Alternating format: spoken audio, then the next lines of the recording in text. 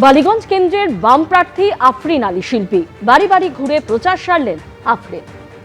Vote প্রচারে আফরিন সকাল থেকে শুরু করে সেই রাত পর্যন্ত। কখনো এই গলিতে ও গলিতে ঢুকে পড়ছেন নিজের আত্মীয় পরিজনদের সঙ্গে দেখা করার জন্য, কখনো বা অচেনা মানুষদের কাছে গিয়ে বলছেন এবার বালিগঞ্জে পরিবর্তন দরকার। মানুষের হয়ে কাজ করা তো খুব সহজ নয়, ফলত সকাল থেকেই রাস্তায় নামতে হবে এবং রাত অবধি রাস্তায় থাকতে হবে। এবং যে মানুষগুলোর জন্য কাজ করার কথা বলছি সেই মানুষগুলোকে আসলে সঙ্গে নিয়ে লড়াইটা করছি। আমি নিজে বালিগঞ্জের মেয়ে, ফলত বালিগঞ্জের যা সমস্যা সেটা কম বেশি আমি জানি, তাদের সাথে আমার সমস্যা মিলে যাচ্ছে, ফলত তাদের সাথে লড়াইটা করা অনেক সহজ হচ্ছে, তাদেরকে সঙ্গে নিয়ে লড়াইটা করা অনেক সহজ হচ্ছে। এরই তো কিছু সামাজিক কর্তব্য বর্তায় এবং তার মধ্যে হচ্ছে যে আমি নিজে দর্শনের ছাত্রী, ফলত সেখান থেকে এই শিক্ষাগুলো পেয়ে এসেছি যে যতদিন না আমরা পড়াশোনা করে আমরা নিজেরা দায়িত্ব নিয়ে হচ্ছে যে সমাজকে বদলানোর চেষ্টা করব, ততদিন হঠাৎ করে একদিনে সমাজটা বদলে যাবে না। ফলত একটা বড় দায়িত্ব পেয়েছি মানুষের জন্য কাজ করার, সেই দায়িত্বতে নেমে পড়েছি। জলের এত অভাব, মানে বিশুদ্ধ খাবার জল নেই, ফলত সেইগুলোর ব্যবস্থা করা, এইরকম বহু ইস্যু যা আমি নিজে হচ্ছে দৈনন্দিন আমি এই বালিগঞ্জ এলাকার মেয়ে, আমি সেখান থেকে ফেস করি, মানুষের সাথে মিশে সেইগুলোই জানতে পাচ্ছি, ফলত সেইগুলো সমাধান করা সম্ভব। সোমবার বেরোতে পারে সাপ্লিমেন্টারি লিস্ট। আইন শৃঙ্খলা নিয়ে সতর্কবার্তা, আইন শৃঙ্খলা রক্ষায় পদক্ষেপ করুক জেলা প্রশাসন। ডিএমদের চিঠি নবান্নের, রাজ্য পুলিশ ও কলকাতা পুলিশকেও চিঠি রাজ্যের স্বরাষ্ট্র দপ্তরের। আইন শৃঙ্খলা পরিস্থিতির অবনতি রুখতে সব রকম ব্যবস্থা নিতে নির্দেশ।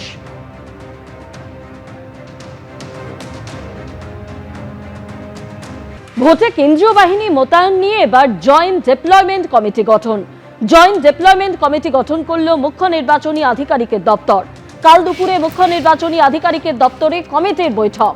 কোথায় কত বাহিনী মোতায়েন, কিভাবে কাজ ঠিক করবে এই কমিটি।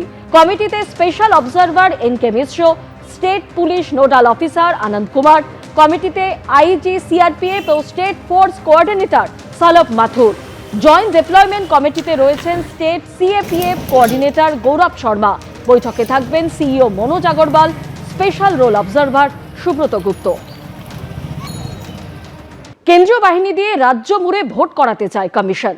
নির্বাচনের কাজে যুক্ত আধিকারিকদের সঙ্গে সমন্বয় সাধন করতে সিইও দপ্তরে প্রায় প্রতিদিনই হচ্ছে দফায় দফায় বৈঠক।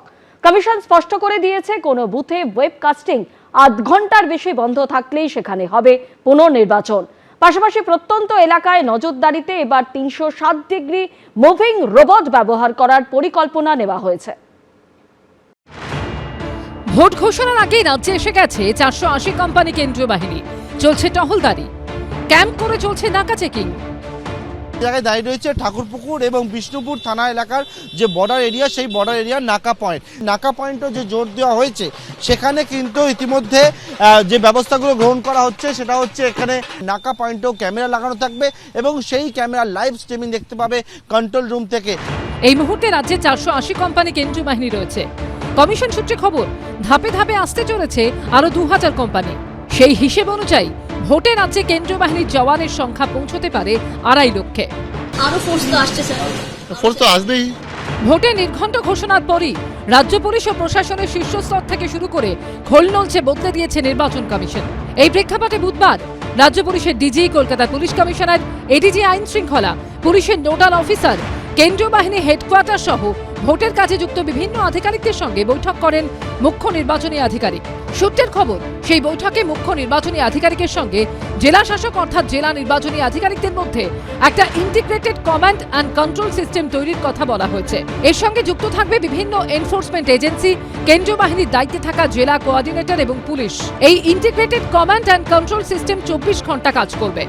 কেন্দ্রীয় বাহিনীর সংখ্যা নিয়ে আমি ইন্টারেস্টেড নয়, কেন্দ্রীয় বাহিনীর নিয়ন্ত্রণ কে করবে সেটা নিয়ে ইন্টারেস্টেড।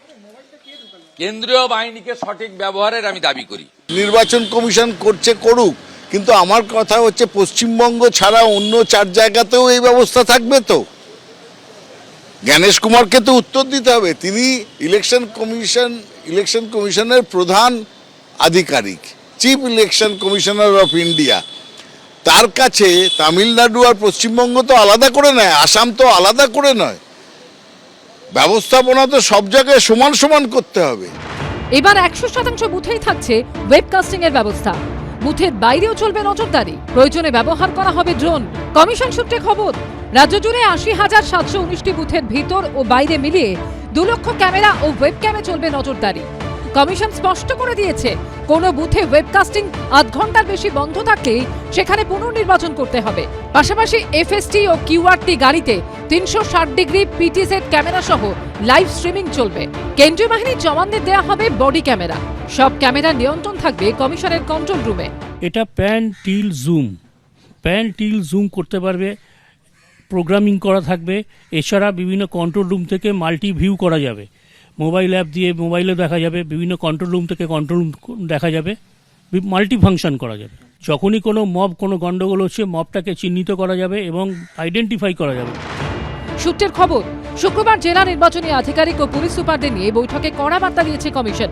বলা হয়েছে, ভোটারদের হুমকি দেওয়া বা ভোট দিতে আটকানোর মতো অভিযোগ উঠলে সংশ্লিষ্ট পুলিশ সুপারকে সরিয়ে দেওয়া বা সাসপেন্ডও করা হতে পারে।